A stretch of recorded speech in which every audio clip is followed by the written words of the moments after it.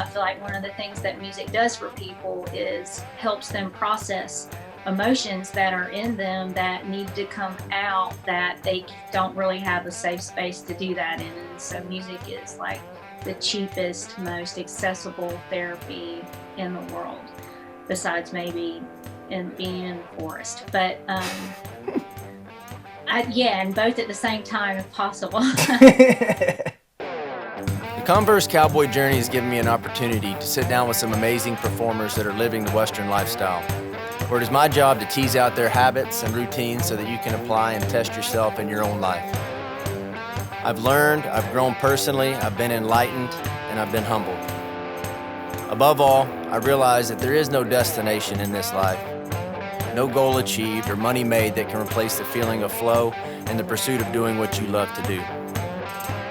With a growth mindset, I'm constantly asking questions and pursuing knowledge. The Converse Cowboy is a platform that allows me to do just that. I'm excited and eager to share their stories with you all. I'm Mike Roberts. This is the Converse Cowboy. Brought to you by Kerry Kelly Bits and Spurs and Schaefer Outfitter.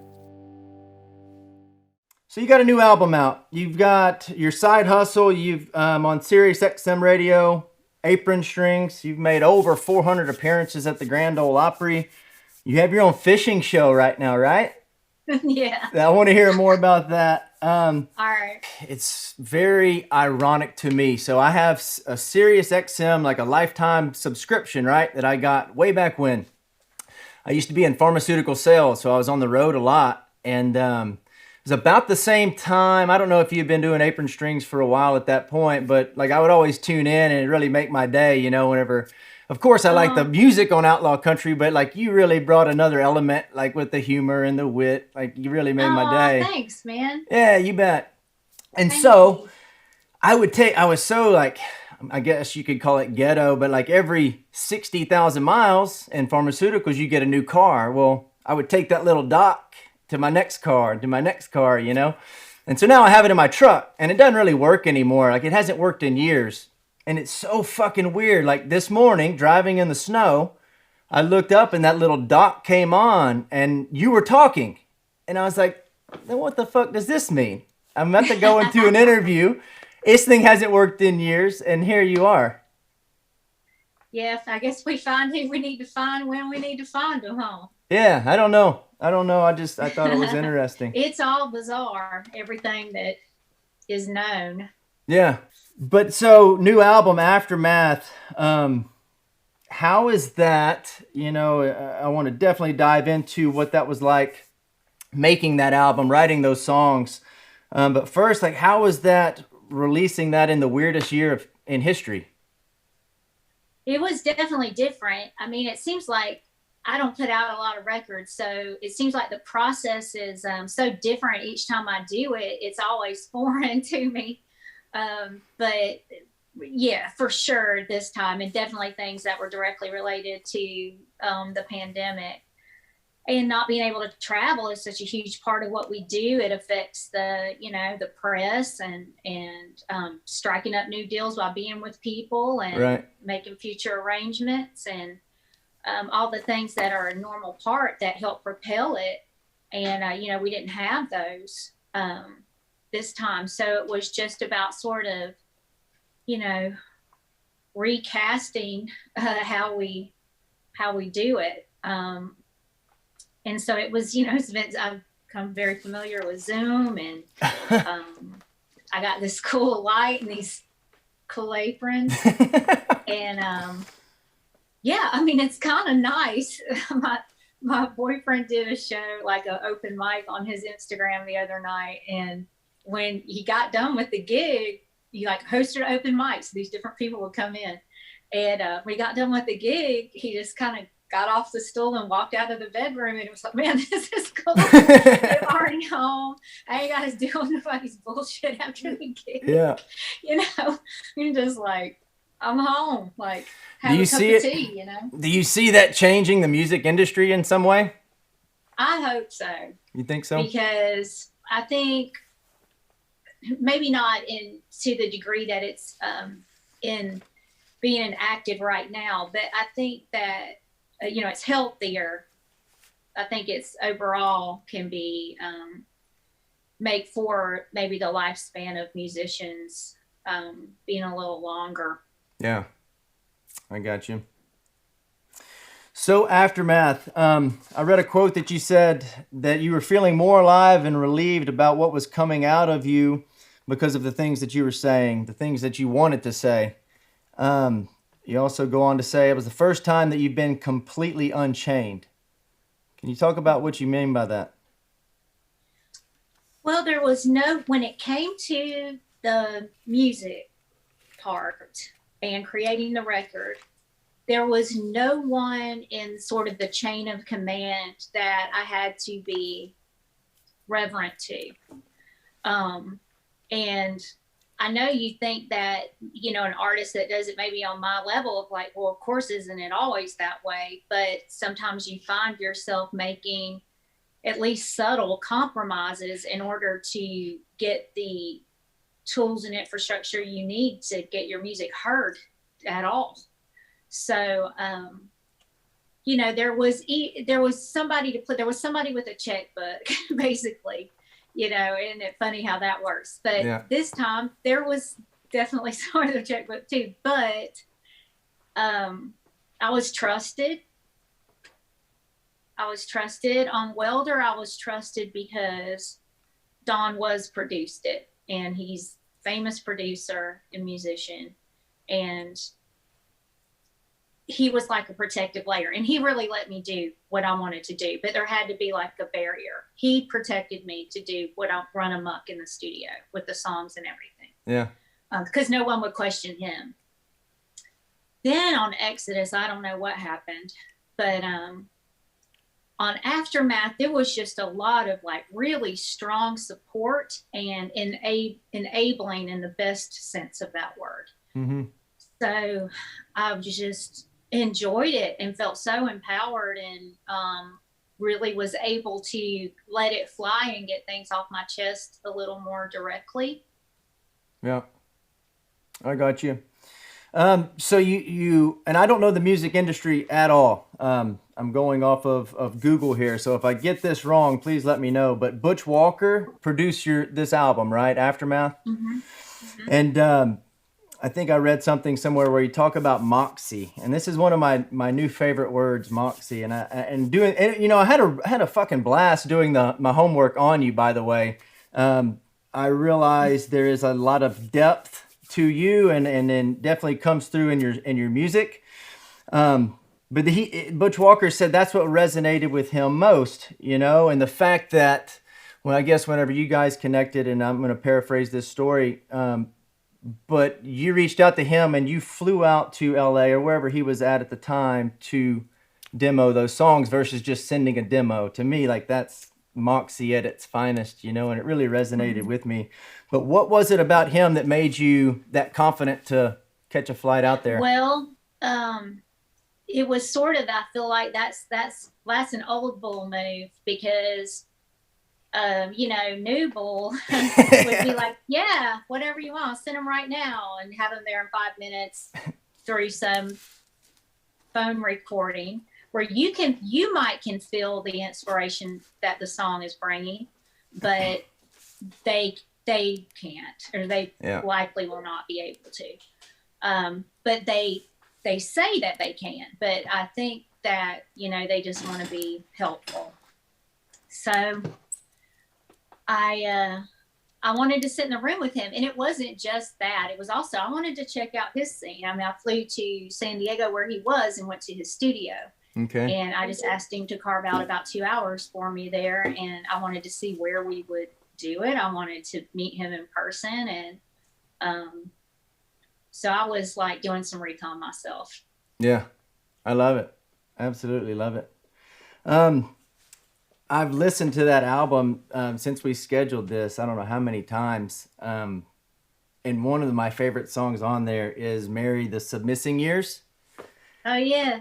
And I'm curious to know, because I know you and John Prine are buddies, and I'm wondering, did you get a chance to play that for him before he passed away?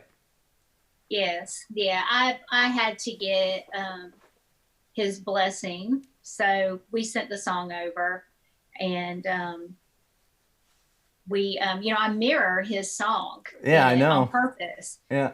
So, and to see if they wanted to, like, needed a publishing share that would be fair. And they were like, no, just put inspired by John Prine on it. And John said, there's some good stuff in there, and encouraging me about the writing of it, because he more than anybody got every inside joke of the lyric, because I'm juxtaposing his lyric a lot. Yeah. So he got every inside joke. Yeah, that's awesome. Lyric. But it made it really easy for me to write it, because I had this grid to go by. Yeah.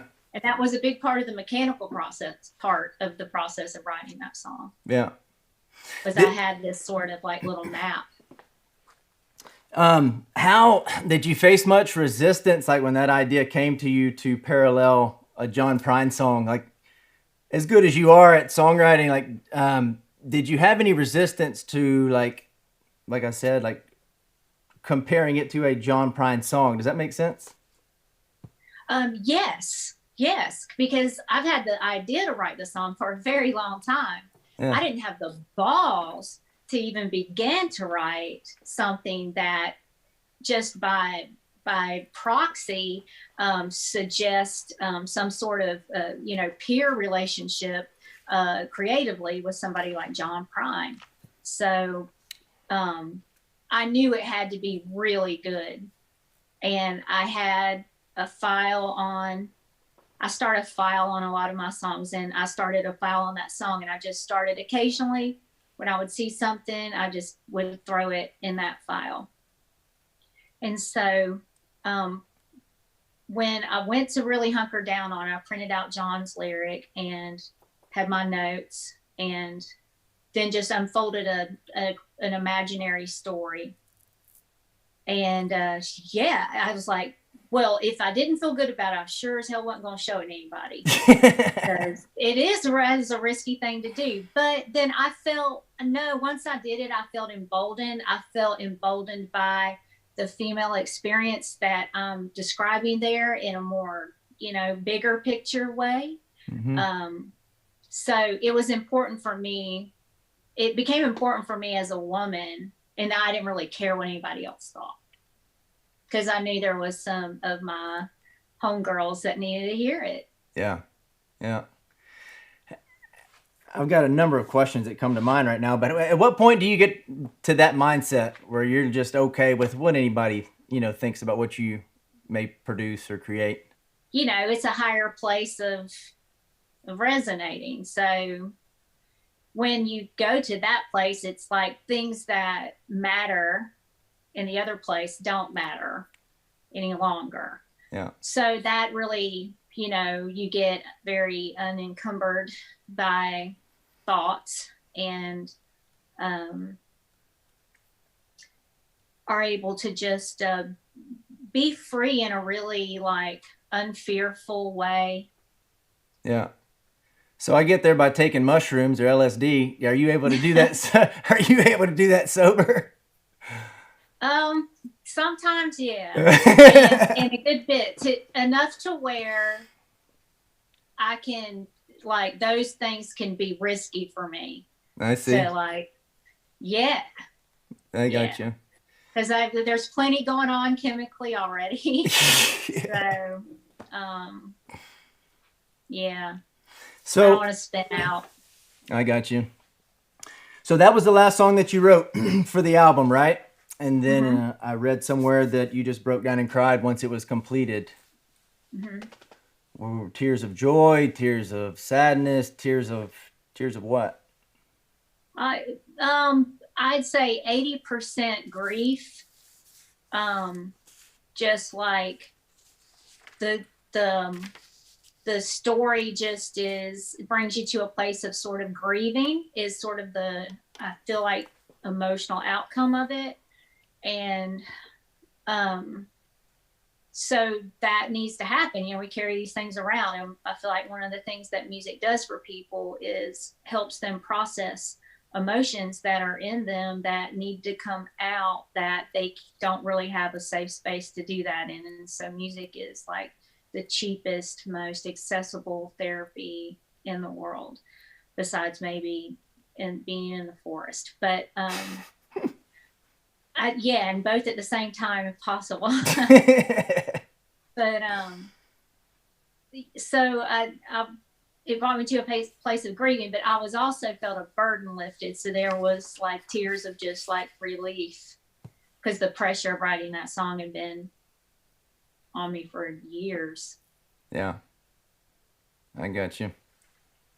So I want to go. So this show is all about mindset, philosophy, overcoming challenges.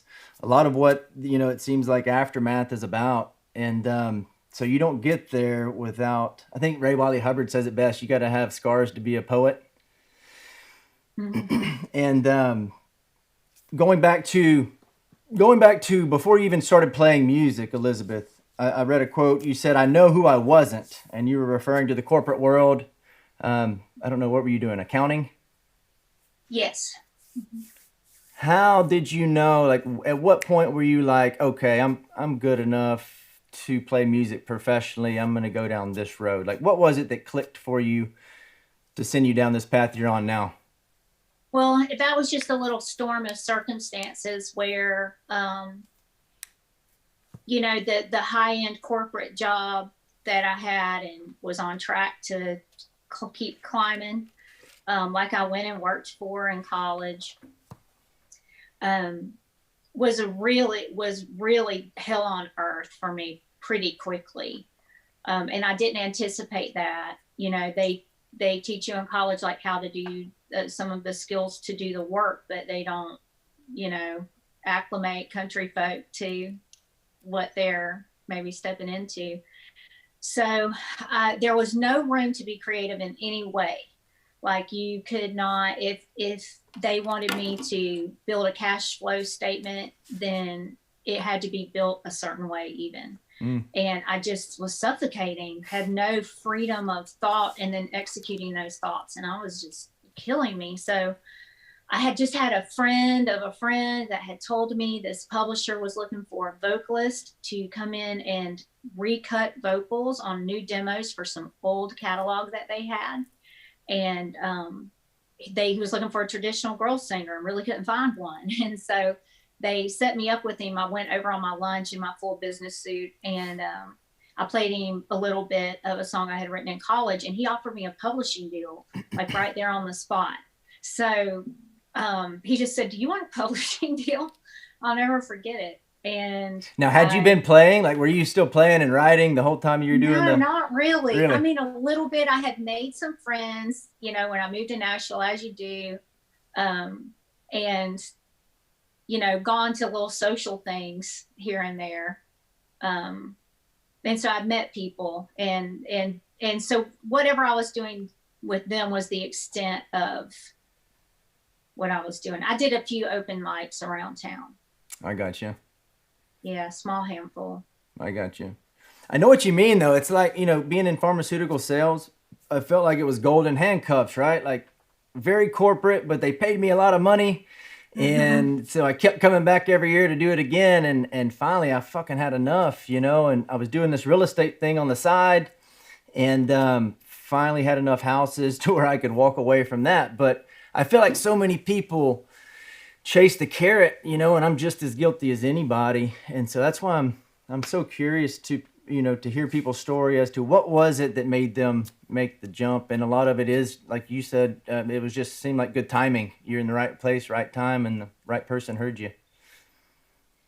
Yeah, it was totally true. And I had been really groomed for it for a long time as a kid, and coming up, that my household and my parents' band was such like a chaotic world of just alcoholism and Old Spice cologne and Pine Sol, and just this sort of toxic passion, that I did not want to be in that type of environment. So I think that I liked the idea of clean, sterile offices and people that behave a certain way, and work with structure, and everybody abiding by the rules because they're professionals.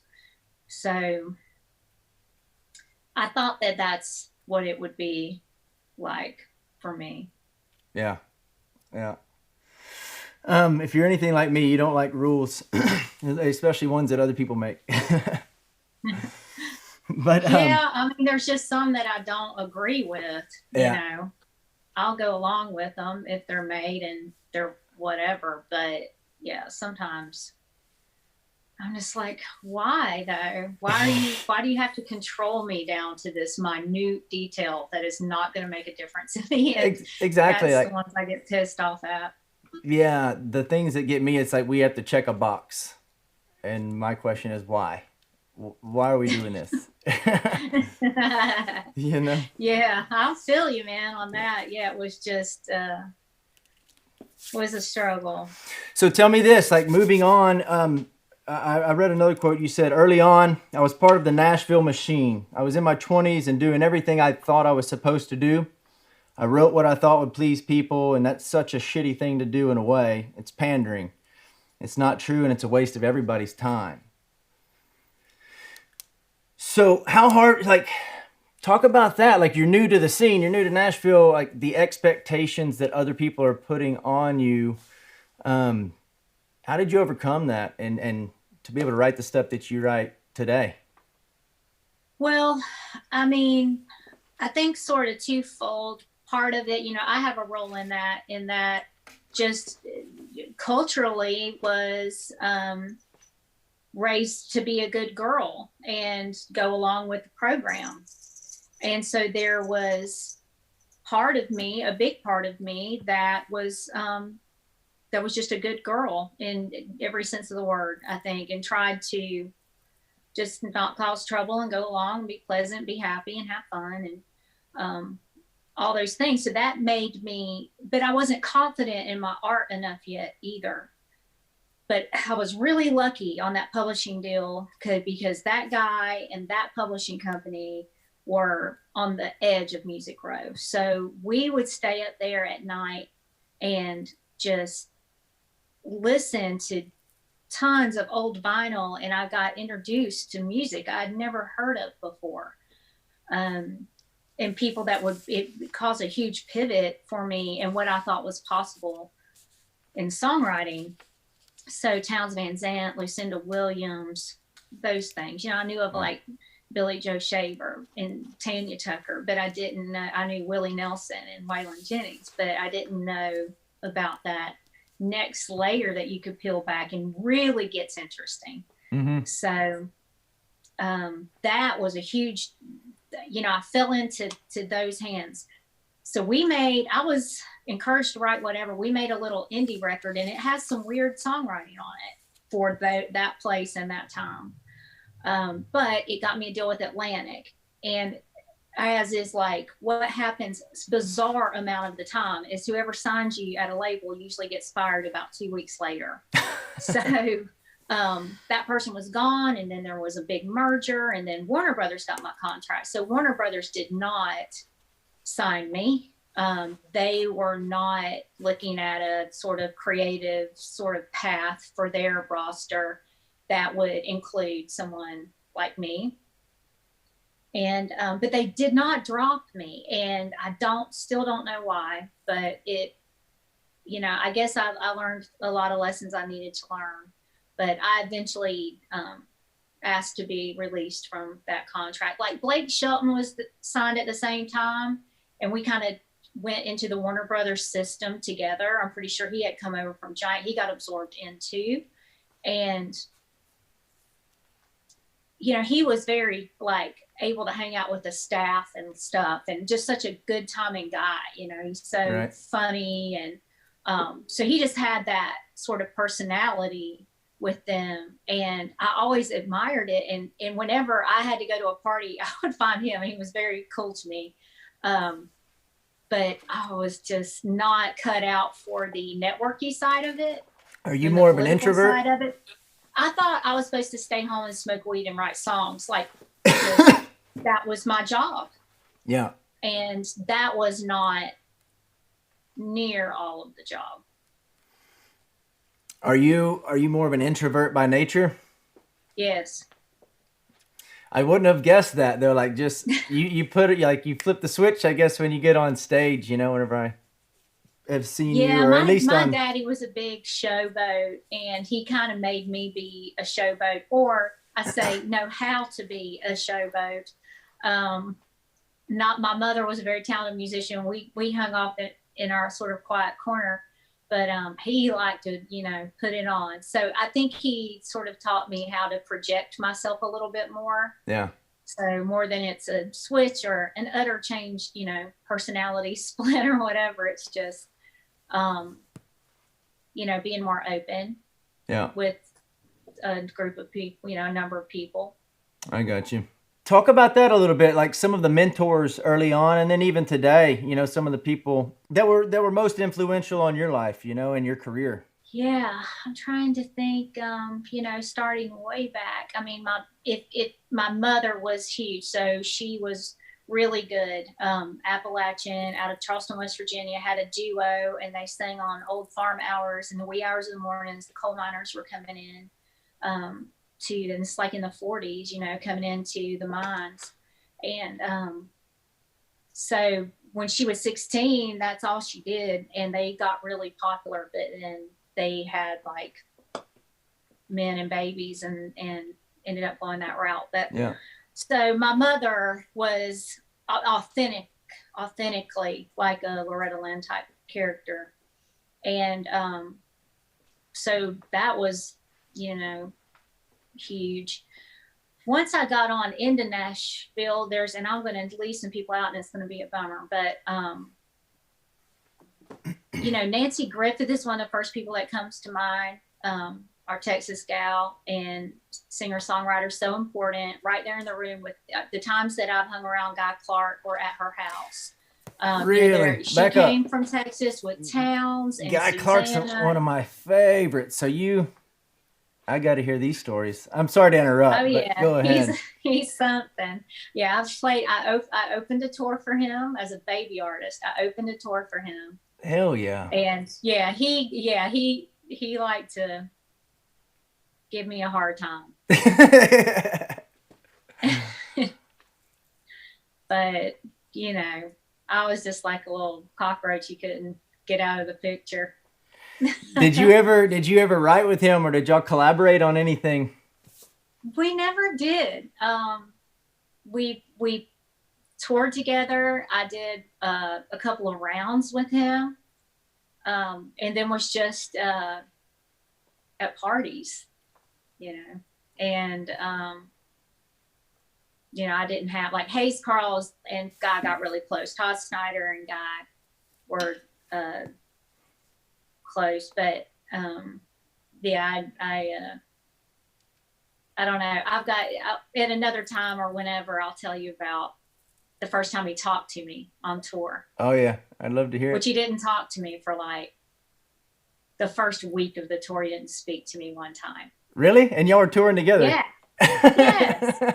And it's an acoustic tour, so he's got Berlin Thompson up there with it. So it's him and Berlin and me and a guitar player, and that's it. So backstage, there's like big old backstage and big theaters, like 4 of us. No one's really like. Berlin was very friendly, but anyway. So one night he finally broke the ice, but.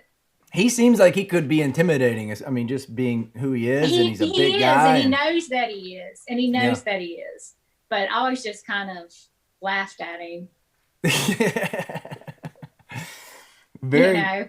Yeah, he's probably one of my favorites by far. I mean, that guy's talent is on another level. Yeah. I know it was a broad question. Who are your mentors? I'll dial it in a little bit more. I didn't get very far. Sorry, I'll dial it in a little bit more, like specifically like guitar, like who was somebody for guitar or voice or songwriting, specifically those things. I don't really listen to other people for sounds very much. In any specific terms, I listen to.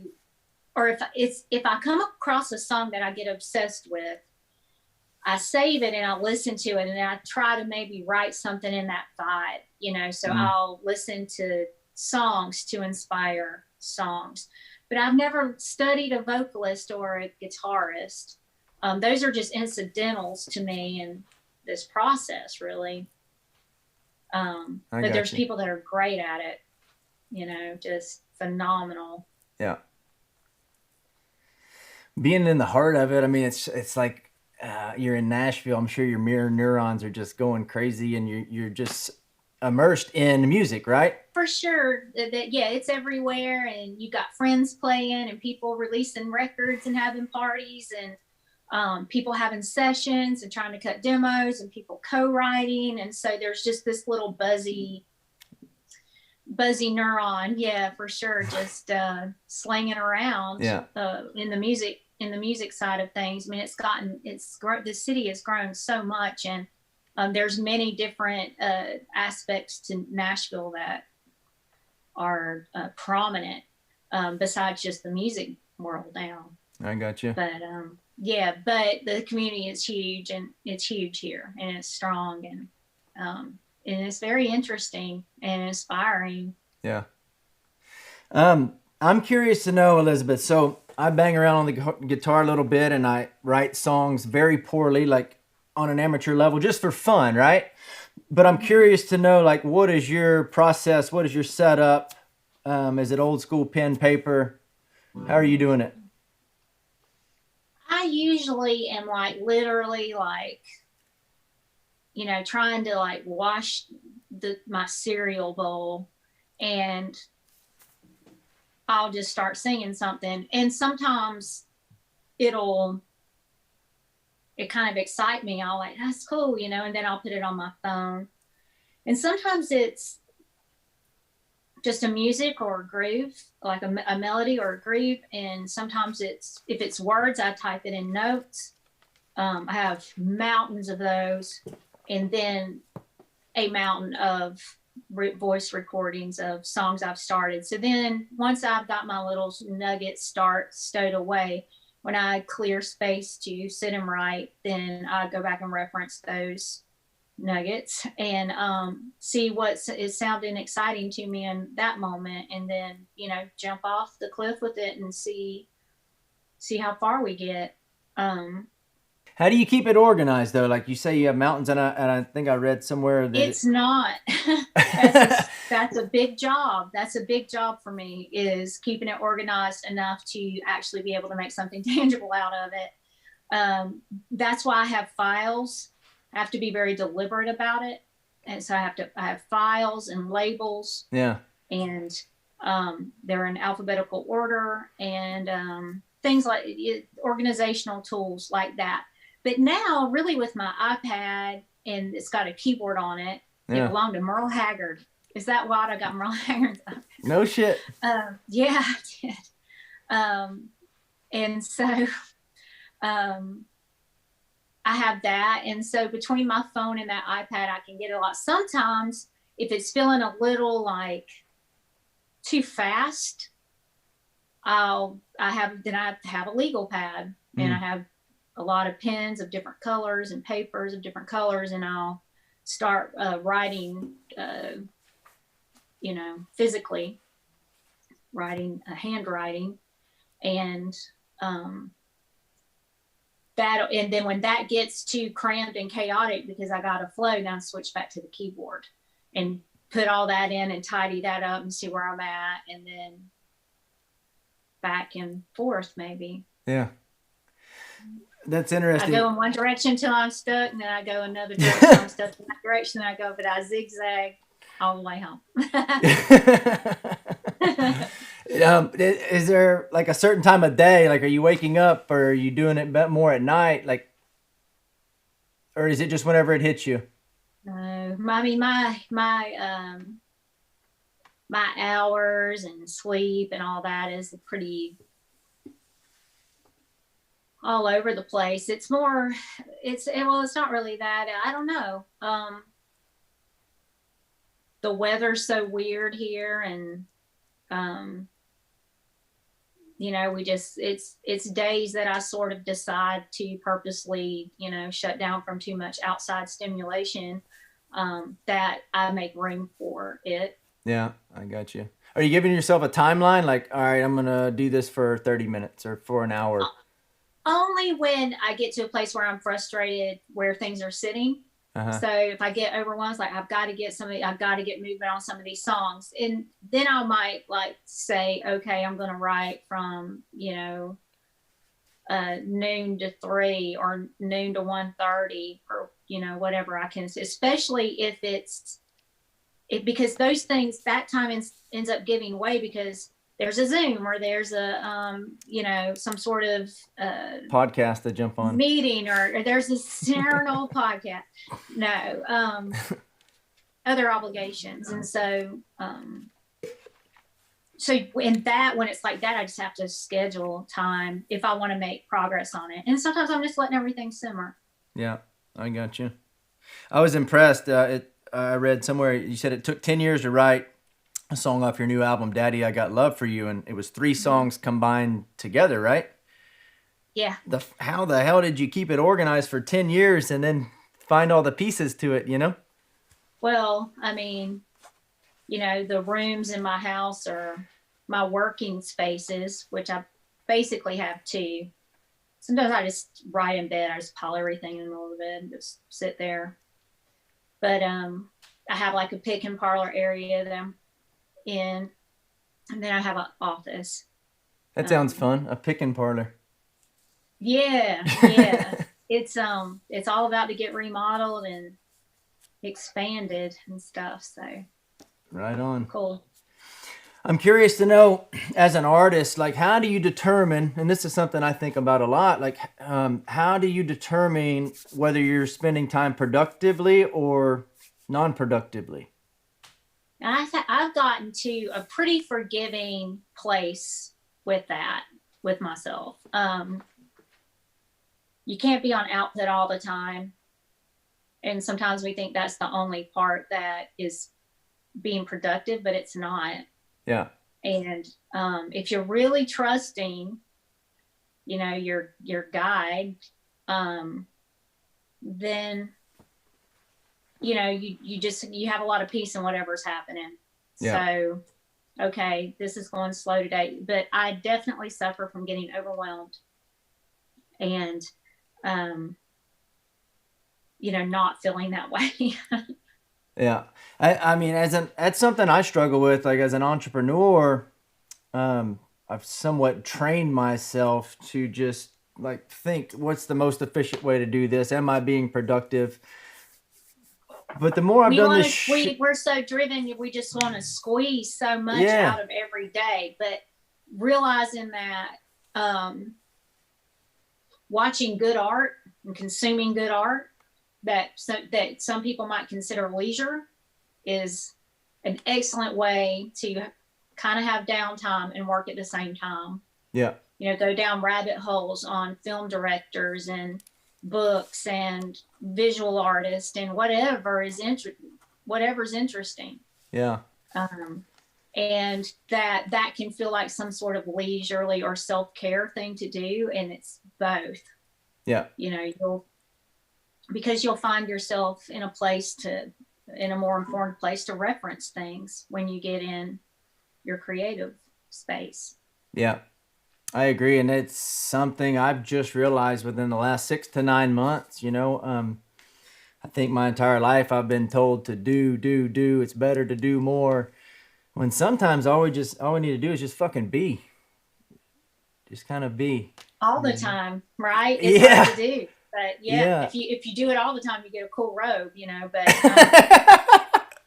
no, I mean, it's, we're human, and I am fortunate to reside in that space at least some of the time. Yeah, I think there's a balance, as with anything, and it's like finding that balance and listening to your intuition or a higher power, or whatever that may be for you. I think that's something that I'm tapping into, and what I once thought was counterproductive is actually more productive than I thought it to be. Right, like on the road, we used to just cram it, travel, play, set up your gear, tear it down, check into the hotel, drink yourself to sleep, get up, like just go do radio, travel, all kinds of stuff, always on a deadline. always moving your shit everywhere. And realizing that, this is not how you're supposed to do it. Like Cowboy Jack Clement always said, he's produced like Waylon Jennings, Johnny Cash. He said, we're in the fun business. And if we're not doing that, then we're like failing at our job.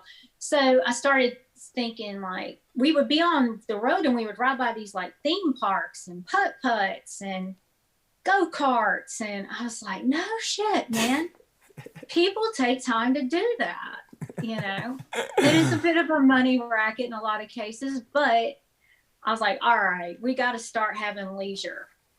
So, hard mountain people and like low country people, like we're just used to like things are supposed to be hard. Yeah. That's just how it is. Yeah. I know what you mean. And I can feel it like in me, like taking those breaks, just like you're saying, like you've got to consciously do it. Otherwise you'll just go through every day like on autopilot, I'm curious to know, Elizabeth, how do you separate the business side from what you do from the art? And like, I get it. Like you have your people now to take care of most of the business stuff, but like worrying if something's going to do good once you put it out versus just doing it for the art of doing it. How do you separate the two? Does that make sense? It does. I mean, it's weird in my mind. Those are just two different worlds that don't even know each other. The creative part that ultimately creates the product for the business part does not know a boardroom. But what I've realized about the business part is the reason that's important to know and keep that way is because the better your product can be, then the business will do better at taking care of itself. So it's okay to make sure you put a lot of value on that time value.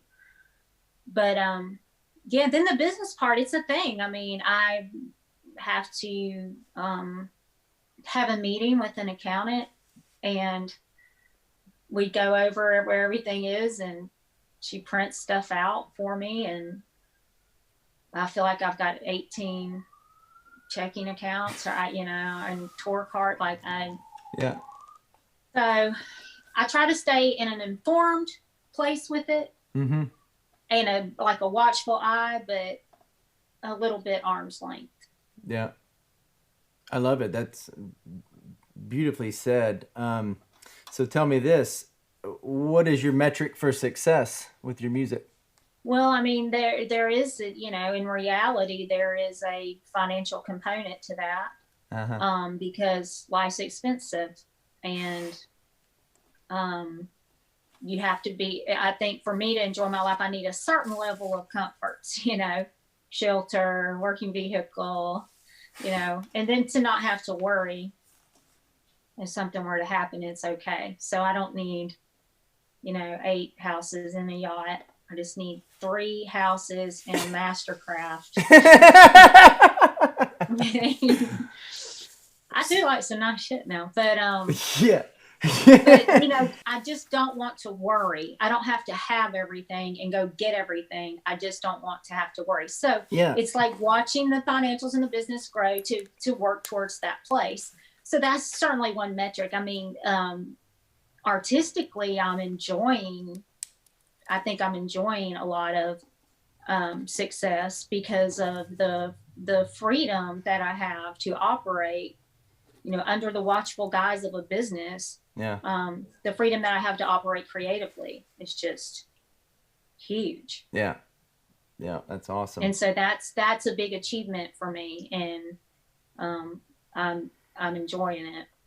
Yeah.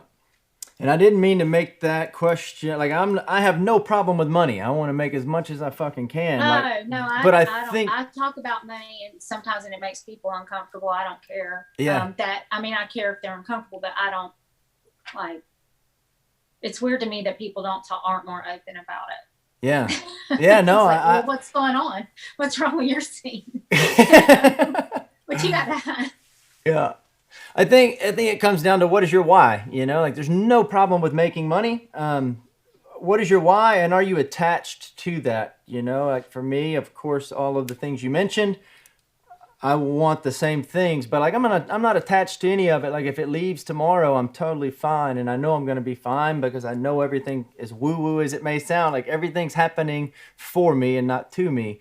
And so money's part of that. If money to me comes and money goes, and I focus more on what experience can that money buy me, versus the Right. thing. So. But you mentioned Mastercraft, and I told you we were going to get back to the fishing show. So I want to hear Oh, what's okay. going on with that, and where can people find it? Where can people watch it? Well, the show's called Upstream with Elizabeth Cook, and it's on the Circle Network. And the Circle Network is the Grand Ole Opry's brand new network. So it's still coming online, but it is on Roku. You can find Circle and watch Circle. They show Hee Haw and the Opry and a lot of different little shows, and in sort of that plethora of entertainment, I have a 28-minute fishing show. So I get a guest, and I get a person of interest, and we go out on a boat with a guide, and I sort of interview them while we fish. Yeah, that's awesome. And it's the funnest thing and the easiest thing, and I love it so much. I can't believe it because I've been talked to about TV over the years, and nothing ever was worked out and was working out, but it just always kept coming up. And then, so at one point, I just started saying a fishing show. I want a fishing show.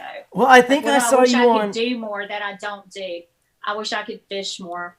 Yeah. So I said that I wanted that to be my TV show. So they'll do that. And I just fished with Randy Travis, like Really?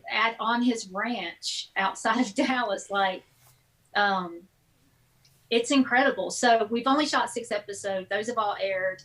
And we're getting ready now that the weather is starting to come. You wouldn't know it today, but we're starting to see the tulips come up.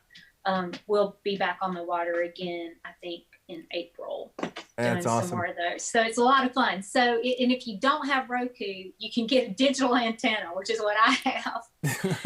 And I didn't know you could get these, and I love that thing because it's really what's happening around you, And a lot of interesting channels on there. And Circle, you can usually pick up as I think the CBS affiliate. I got you. Yeah. I think I was watching Letterman. I think it was the Letterman show you were on, and you mentioned it maybe then about wanting a fishing show, or I don't know how many years ago that was, but yeah, I just kept bringing it up when anybody brought it up to me. I didn't really pursue it, and then it came. Funny. That's awesome. And that's just a blast. So I'm really looking forward to filming some more of those, because it doesn't look like touring in any major sort of comprehensive way is going to happen. Do you pick the lake? I'm sorry? Do you pick the lake you go fish?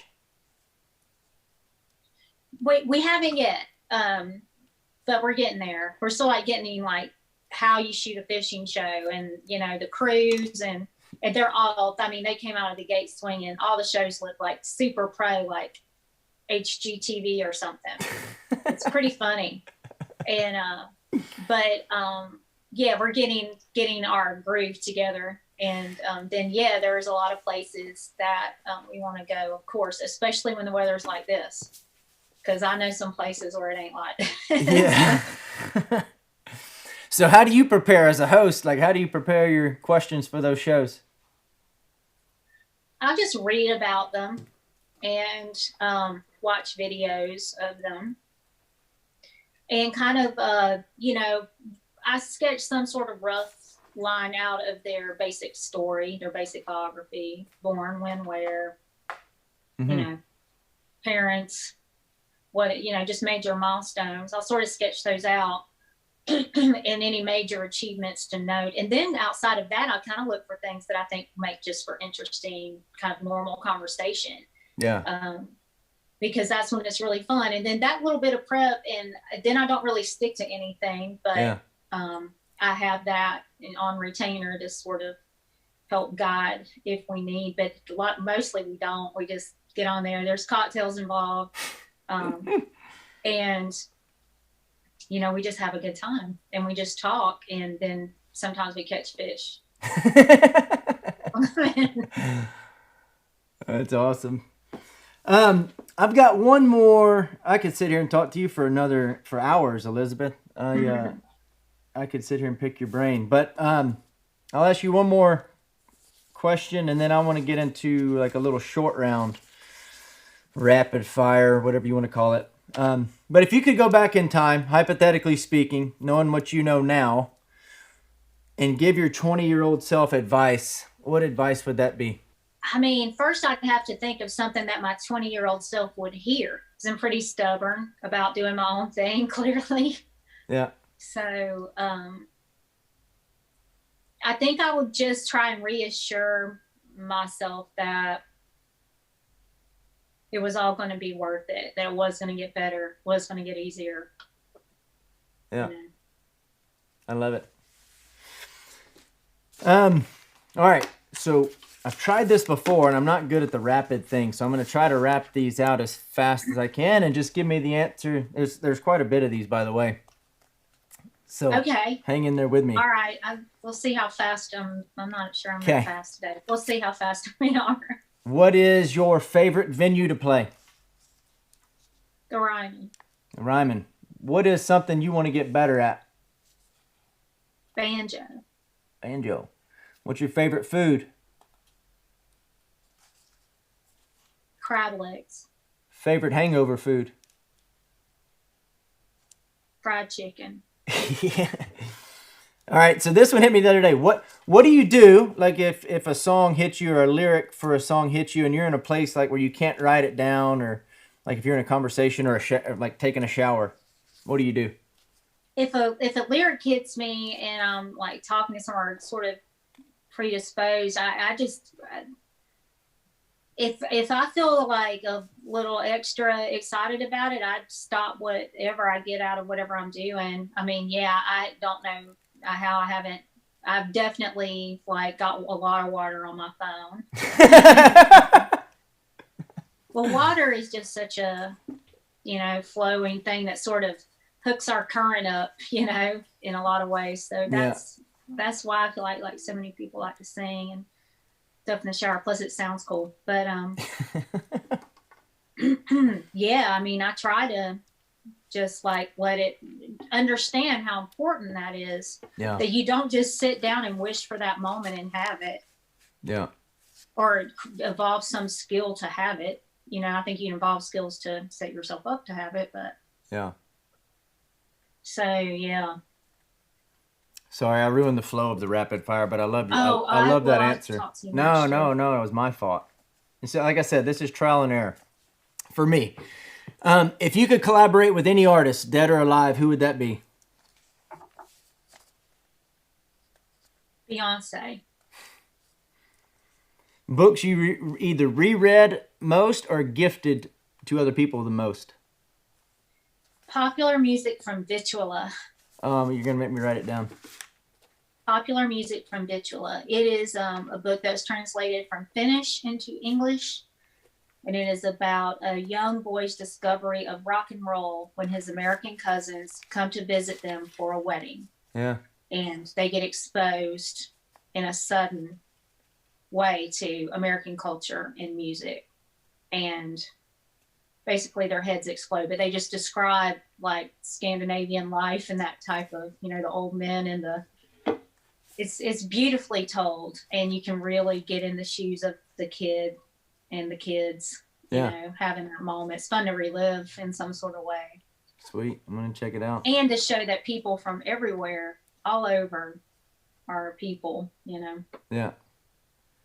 So you do a lot of interviews. I'm curious to know, what is one question that you've never been asked that you wish someone would ask? I got asked this the other day. Really? Yeah. Probably like, can I ship you some crab legs? You know, I love it. can I get you a new car, a new tour bus? I don't know. No, I don't need a thing, but yeah, I mean, I get to say a lot, and so I get to be pretty open about saying what I want to say, I think. Yeah. Mostly, so I don't have that problem. What's the best investment you made in the last 6 months under $100 that has impacted you most? I mean, I've invested in really good incense and really good tea. And dude, I'm on this tea kick lately. What do you got? Like, what do you recommend? Well, we are fortunate here, and you can go to the internet. We had this place that got knocked down by the tornado, but it became very popular around here. It was called High Garden. Mm-hmm. And you walk into it, it's like you're on the set of Lord of the Rings or something. It's like there's moss and there's just glass apothecary jars lining these wooden shelves, floor to ceiling. Yeah. And then they pre-package some of the herbs. They're all bulk herbs. And they kind of will formulate special things for special, things you would like to achieve. So I have one called Lift. They're fascinating. So highgarden.com, and just read the tea voodoo they do, and it's all like really good stuff. One big old tea bag, you can make like a mason quart jar of tea. Yeah, I'm gonna check it out. I wrote it down. Yeah, it's fun. I like that rabbit hole. But so yeah, some good teas and stuff. I mean, the first thing before you said under $100, this was like $250, I think. But we got a 6 cubic feet deep freezer. Yeah. So last spring when all this hit, we started, sprouting seeds and stuff and tearing up some dirt and made a garden, and then would like to put up some things. And so I got so much squash and zucchini still. But putting up the tomatoes and peppers, I'm finally getting to the end of my peppers, but I use those in cooking a lot. I cook a lot. We cook a lot. And, yeah. Is that where Apron Strings, the name comes from? Because you cook a lot? Yeah, I guess so. And too, because, to be honest, I think that show, when I got asked to do it, invited to do it, I wasn't really that into the idea of doing it. And so it was kind of this nuisance. And now I've grown, and I'm not just saying I've grown, very attached to it. Really? Yeah, I haven't taken a vacation in ever from it. I took one leave of absence that was about 3 months long, but yeah, it's like I'm really used to. And there's just a community of people that listen, and they like find me online, and we talk a little bit. And now there's people that've been with me for years, and it's like this little community. They have a Facebook page. It's pretty fun. El Camino, the song, is it a true story? I mean, yeah, it's a true story. It happened in my head. I don't know where that came from. I can tell you where it came from. It was just like a sort of rapping out a scene that I saw when I was like running in a park in East Nashville, and there were these porta potties, and there was this whole kind of dark scene going on, and I realized that there were kind of creeps around and stuff, and I was like, no shit, and so I waited in my little truck there for a while when I got done, and just kind of watched and started and wrote it right there, sitting there. No start shit. to finish. Yeah.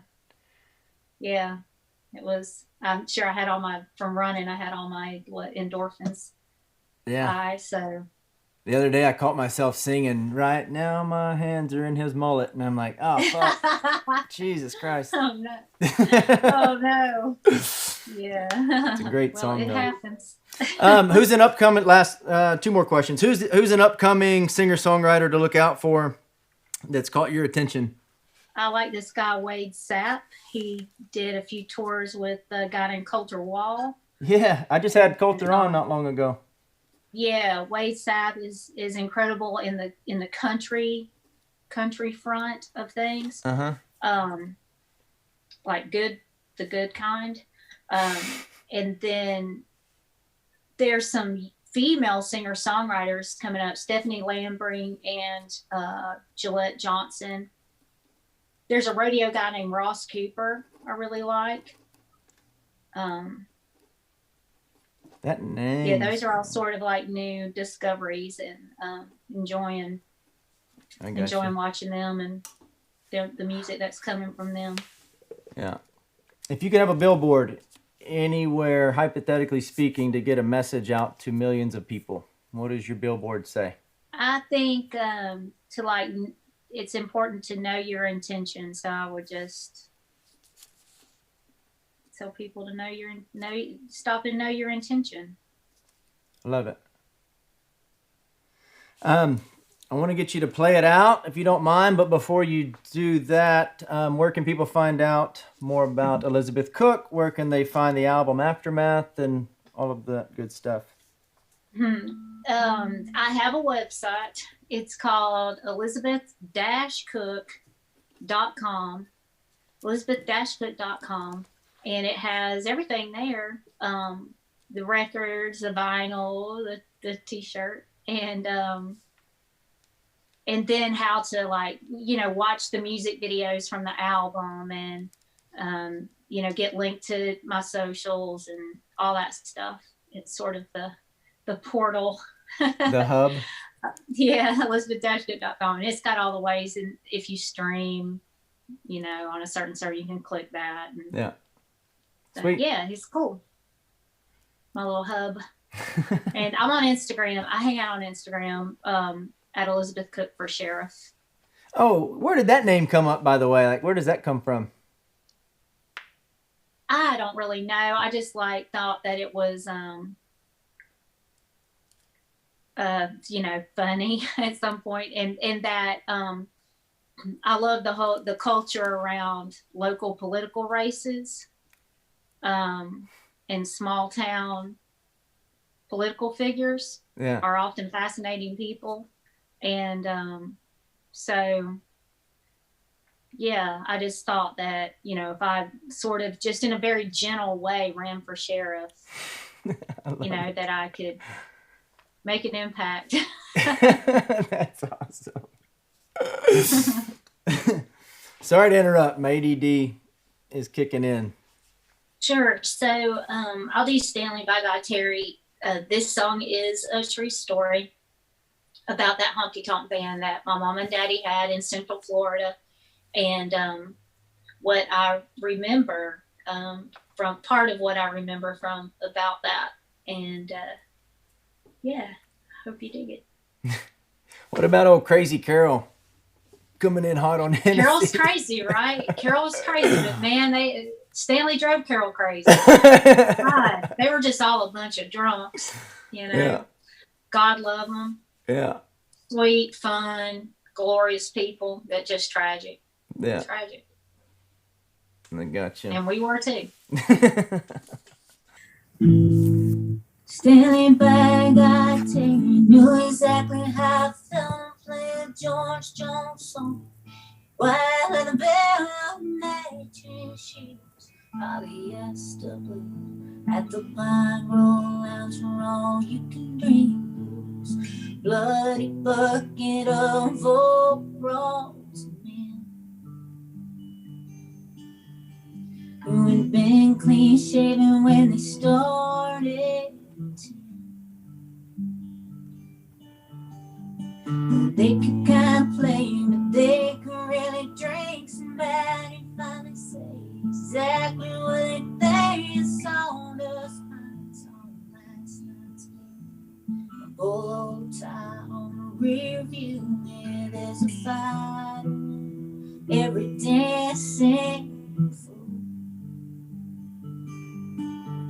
I watched it all as a baby from a Lego store.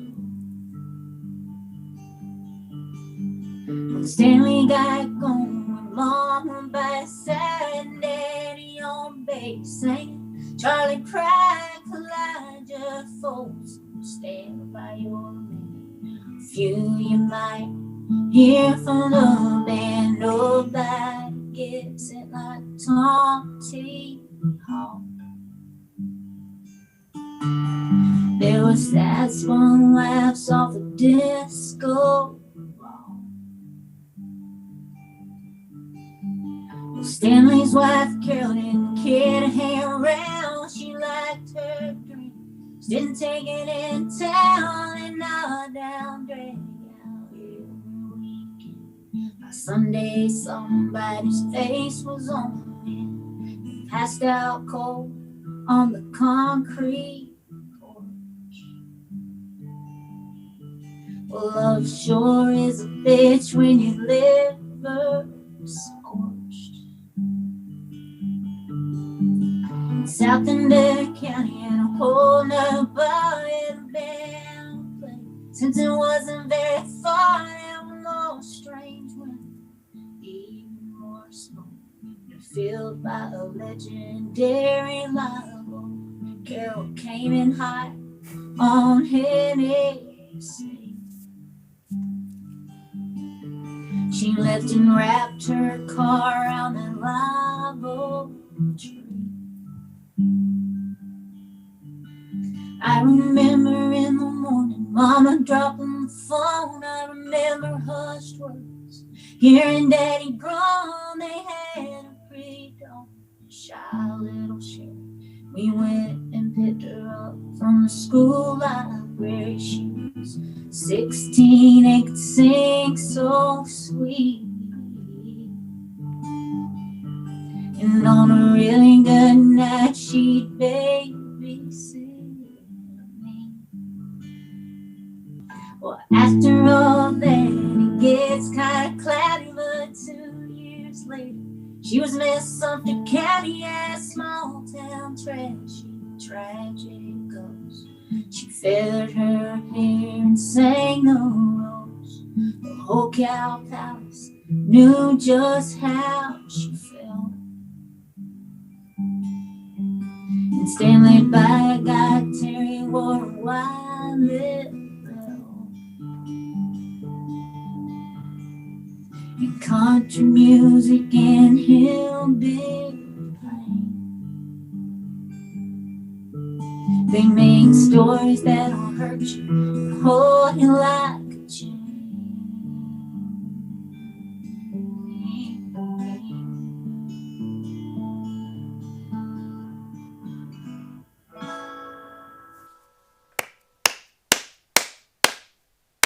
Beautiful. Elizabeth, I can't thank you enough. I appreciate you sharing your time with me, and I know that is our most valuable asset.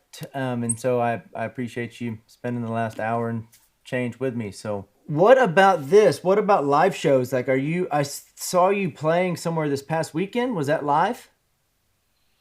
Yes. Yeah, it was wild. I got out a little bit this weekend. Like it used to be when you were home in Nashville, there's something going on. So you're still like going out, even if you're off tour. So the Allman Brothers, the Allman Family Reunion Revival band, that's Dwayne Betts, Dickie Betts' son, Devin Allman, Greg's son. And they're a lot of the old school band that's been in the scene and come up with them through the years. They are like a big family. And so they had a show to stream from the Ryman, and they did sell a few tickets, but they only sold like 300 or 400. I think it's like a 2,000 some odd seat venue. Yeah. So there were folks, scattered about, and I think that we're having like a really glorious experience to have so much space to themselves, and it's just that much more personal that there are fewer people there, and this monstrous sound coming off the stage. So so that happened. It was masked. There were screenings before you could go in, and there were some precautions in place. And then, Sunday night I did a podcast with Maggie Rose, a gal that has Salute to the Songbird. It's a female songwriter podcast, and they wanted to do a live one. So right before her band played, and they've never done one live. So I went down and we did a live in front of an audience. Yeah, that's awesome. Podcast. It was really cool. So are you going to be playing live? Is that a thing now? Like, is that coming back? Yeah, it will. I think that everybody's sort of holding a little bit now, watching how quickly the vaccination thing folds out. Yeah. And watching the other predicaments with these new strains and stuff. And we'll see. I mean, everybody has got their eye on it constantly. And there's people that are dipping their toes back in for sure. Yeah. I have a festival in Oklahoma in August, the Born and Raised Festival, and we'll see if that holds. I have another one in Baton Rouge. Really? In June, the Bandito Festival, but I'm not sure if it's happening or not. But as far as I've got like 2 festivals, but we're not going after any, big long tours of venues and cities night after night right now. I got you. It's hard to piece that together. Yeah. Well, I definitely want to make a show, whether I have to come to Nashville or if you come through this way, or you end up in Texas. I go to Texas a good bit. Yeah, that's so cool. I love what you're doing. I love the whole rodeo scene. I had my boyfriend in 6th grade was a bull rider. But there's some of that culture around Central Florida. It's one of the earliest ranch in America, was where Disney World sits today. Yeah. So there's a contingent. Matter of fact, a guy named Cow Hunters Unlimited, Between the Coast, talks about the rich cowboy and ranching culture there in that swampy land. Yeah. That they can't drain and sell retirement homes out of. So they're holding on by a thread, but there's a big cattlemen's association there. So I love that, and that you're talking about sort of like, the radio is no joke with in terms of your psychological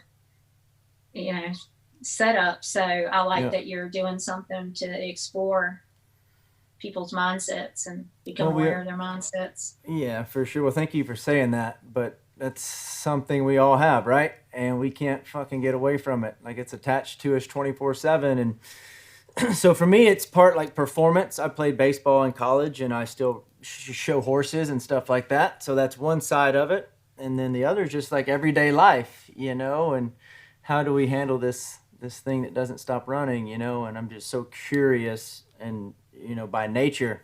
And this platform has been really cool to sit down with people like you and to share your experiences and to get the messages, with it helping other people is what's really cool. So it's been great. Yeah. Keep it cosmic. Keep it cosmic. I hope that it continues to go good for you. Yeah. We got one next week. I don't know do you know Daniel Donato? Yes, I know Daniel. The what is his Cosmic Country? He's such a great little yard bird. I love Daniel. He'll be on next week, so I'm looking forward to that. Well, he is an amazing being, so you'll enjoy that. Seems to be, yeah. I'm looking forward to it. But Elizabeth, I've taken enough of your time. I appreciate it. Thank you for coming on, and look forward to seeing you out at the show one day. Yeah, man. Thank you so much for having me. I appreciate y'all. Yes, ma'am. You bet. So